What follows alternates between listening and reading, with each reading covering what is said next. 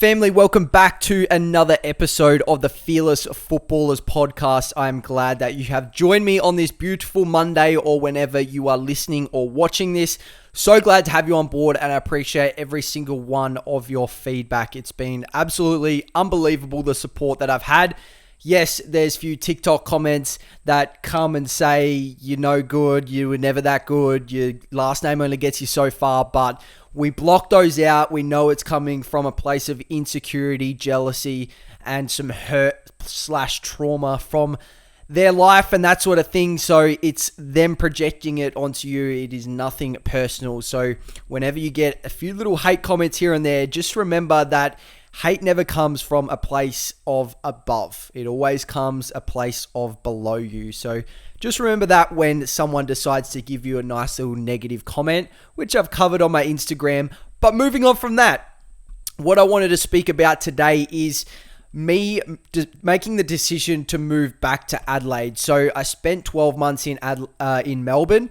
I spoke about this on my previous episode on the podcast. If you haven't listened to that, go check it out. But basically covered my time in Melbourne and how I chose to quit footy halfway through the year and focus on a lot of my weaknesses and areas of improvement that I thought were a big indicator and sort of stepping stone / a baseline for me to work on to be able to go into the next season full steam ahead. I thought that was the right decision to make, to pull back for one step back, two steps forward type of thing. So we're going into that next stage and sort of the decision making around moving back to Adelaide and why that happened. So to cover all bases, basically the last couple months of living in Melbourne, I wasn't really sure what I was going to do. So our lease had ran out of the place with my football mates. We didn't decide to get a new property together because one guy was from Tasmania, one guy was from Sydney. They were going to go back home at the end of the footy season. I was staying in Melbourne because I had work and other things going on in Melbourne, but I wasn't sure what I was going to do footy-wise for the following year. I didn't think I was going to go back to Werribee. If I was going to go anywhere, it would have been Port Melbourne. And I spent a little bit of time at Port Melbourne because Gary Ayres was coaching. Dad knew Gary Ayres and loved him, had a really good relationship with him. So I spent about probably 6 weeks or so towards the end of that year that I spent in Melbourne just training with them. It was sort of approaching on their finals campaign, and I just wanted to keep in touch with footy, get back to, I'd probably spent about 10 or so weeks in the gym, just focusing on building those foundations, getting my technique and form on point so that when I did progress with weight in the gym and that sort of thing, it was flawless. So spent that time, 10 weeks there, then went and just trained 2 nights a week, one night a week, I think it was, just during their main session, just to keep in touch with football. So I had that connection there. If I was to go around again, I think it would have been with Port Melbourne. But 2 months to go, living with my housemates, and it come to sort of crunch time a little bit, but more so my coach from Glenelg that I had, or the coach of the Glenelg, he didn't coach me at all, but had a little bit of a relationship with him because he would always check in with me. As soon as I got delisted from the Adelaide Crows, he invited me back to the Glenelg Football Club and said, "Hey mate, we'd love to have you on board."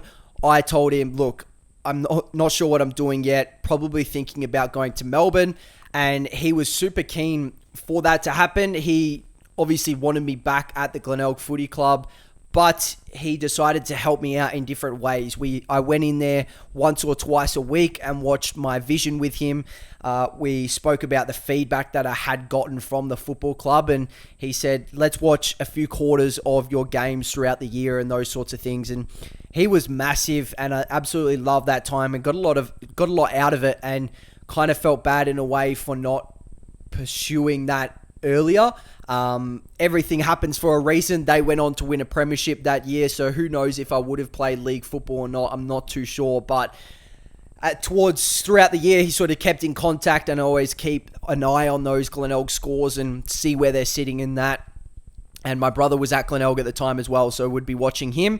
And yeah, they ended up winning that grand final. He was always keeping in contact. At the end of the year, after he went on holidays, he was calling me on I think he was in Bali. His trip to Bali, he was calling me saying, what are you up to? We'd love to have you at the club and that sort of thing. And it just meant a lot, and it meant a lot to have a coach that was excited to have me a part of the club, because I'd never really felt that strong connection with a coach that really wanted you a part of that program. And I think that is a really big thing. If you can find a coach that believes in you and wants you to be a part of their team for whatever reason, I think it's important to follow that coach and try to do everything you can to not sit in their good books, but just keep a really close connection with, because they can help you massively with that one-on-one development. And I think he would have definitely helped me in that way. So that's why I decided to end up moving back to Adelaide and going with Glenelg and Mark Stone, because he just showed that genuine care and want for me to be at the club. So I think it was December of that year, I decided to move back to Adelaide. And it was one of the hardest decisions, because I loved my time in Melbourne. I felt like in Melbourne that I could reset a little bit, and it was a chance for me to meet so many new people, which was putting myself outside my comfort zone. But it also meant that I could literally tell them whatever I wanted about my life, about my story, because they didn't know who I was, what I'd been through, and all that sort of thing, which was refreshing for me. I think because I had a bit of a name in Adelaide, everyone sort of knows everyone in Adelaide because it is so small. And going to Melbourne, where no one really knew who you were, it was just so refreshing. And I literally didn't tell them like really any of who my family was or anything until probably a couple months in, because I just wanted to go in there, be myself, and I wanted them to appreciate and build relationships on me and not the father that I have, the family that I have, the success that he's had in Adelaide. I wanted it to be for me, and I felt like I didn't have that in Adelaide. I felt like I had quite a few fake sort of relationships, and whether that was my doing or who knows, everything happens for a reason, like I said before. But when moving to Melbourne, I just felt like I had those genuine connections, because I built it off them knowing nothing about my past, nothing about what I've done, what I've been through. Is just who I was as a person. And I felt that's why it was so hard to leave towards the end of that season, end of that year, because the connections that I had felt like no other that I had in Adelaide. So that was sort of the toughest part of that, but did move to Adelaide, and luckily enough I did, because COVID did hit in March that next year. So work-wise, I transferred straight over to the Adidas in Adelaide, which was pretty seamless, which was good to have in my back pocket and that. And then we started pre-season, and we got 2 months in, and we're on the verge of playing a trial game. I think we may have played one trial game, I'm not too sure. And then they postponed the season and put the season on hold because COVID did hit. Then work was called off, and then work was called off, and we started getting the JobKeeper payments, which sort of kept me going, which was awesome. And that was the start of my personal training business, which I'll definitely touch on. I think it's the next episode we've got planned for you guys. It is episode 17, will be about that sort of stuff, because it is an episode in itself. But that sort of, in hindsight, worked out well, because that year Melbourne cancelled their whole year because they got hit pretty hard with COVID, if I can speak today. Gee whiz. They got oh my goodness. They got hit pretty hard with COVID. Try to say that fast in your head right now, or say it out loud, because I can't speak today, obviously. Worked out really well. Our season did get postponed. However, we could continue to play the second half of the year and pretty much got a full season in, because we extended our season a little bit longer. My season, I'll talk about it quickly. Probably is another episode in itself. I started off the season relatively well. I was in the league side playing consistent league football. The business started to take off, which was awesome, but it got me really, really busy. And I was doing 60 hours a week. I was absolutely loving it. And then I had football on top of that. So I had Adidas at the time as well, because I didn't finish that until end of September. Once JobKeeper payments finished, I quit Adidas. And then I had obviously my PT sort of stuff. So 60 hours between those two jobs. And then I had football on top of that, which is probably like a 15 to 20 hour commitment a week as well. So by the time it got to the weekends, I was absolutely cooked. And obviously that's the time you need to be as fresh as possible, because you need to perform. And my performance started to deteriorate. My focus around football also started to deteriorate, because we had an app at the time which was called a wellness app. And one morning I had missed the wellness by, I think it was an hour. I missed the wellness by an hour. Then the coach at the time, he said a couple weeks prior to that, if anyone misses wellness, they're going to miss a game for 1 week. You can't play league or reserves. So leadership group had a meeting. They had brought me in and said, hey, look, we've got to stick to, or Mark said he's got to stick to his word, and I have to miss a game for it. As unlucky as I was, I did have a packed morning that morning with clients and just completely forgot about it. Did it an hour late when I had finished and was eating lunch. And yeah, that was a big learning curve for sure. And I missed that week. The next week I come back, I played one of the worst games of my life.